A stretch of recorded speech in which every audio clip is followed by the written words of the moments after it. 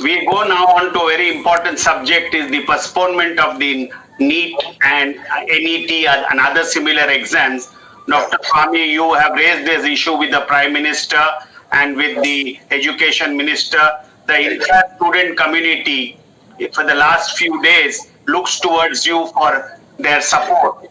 And my colleague Ramesh and Swamy and Arvind Chaturvedi will discuss also this issue with you, because it's a burning subject in India. We would like to have your initial reaction and we can have the discussion. Well, first of all, lakhs of students will have to appear in the exam. I think it's on Monday or Tuesday, one of these days. Yeah, it's the first week of September and the middle of September. There are 2 days. Achha, okay, it's not on Monday. There's still time. Yeah. They have come to me just now. They haven't come to me all these days. And they should have come to me before they went to court. Because in court, somebody has made an error. Because what the government said in court is that we have a policy not to extend the examination date. And so the court said, and this is it's a well-established principle in PILs and other things, that if there is a policy decision of the government, it is called Balco versus the Union of India, that was the case. If it is a government policy, in a PIL, the courts will not interfere. But in 2G spectrum scam, I brought in a new criterion, that if the policy is arbitrary, unreasonable, and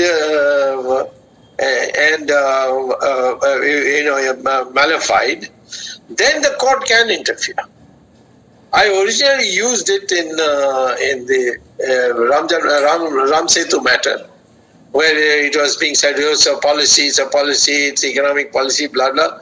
But then I said, but you can't do it. There's a shorter way, cheaper way, which I said is put a railway line from Tuticorin to Calcutta.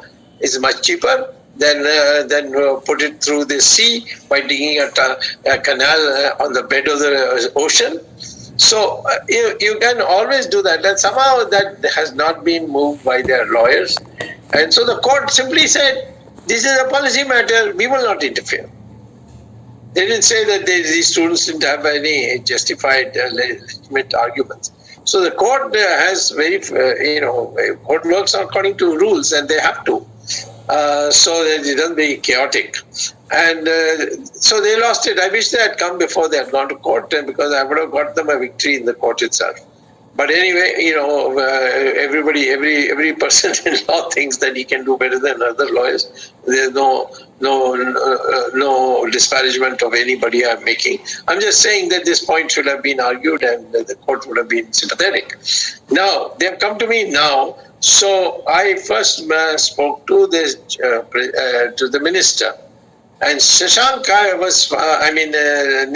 I found was very understanding, and he said, yes, it is now so much water has flown down the Jamuna. That's my phrase, but something to that effect.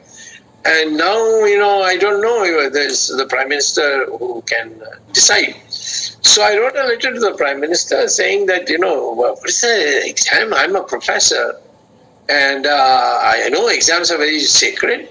But I know that the mental state of a student is more sacred.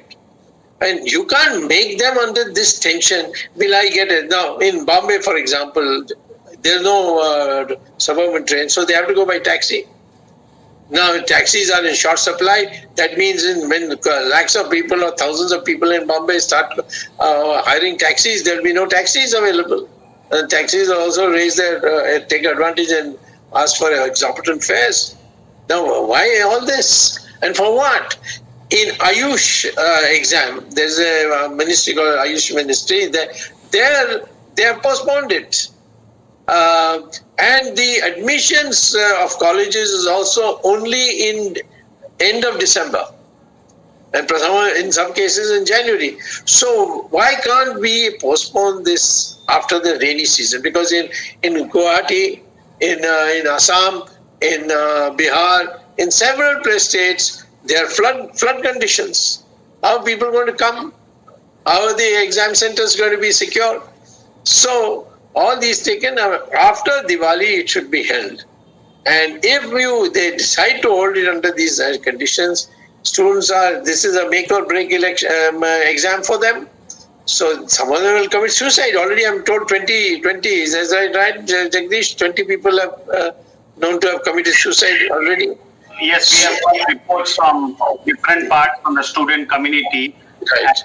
About 20 have committed suicide in different. Supposing tomorrow 500 students commit suicide, what will be our reputation in the world?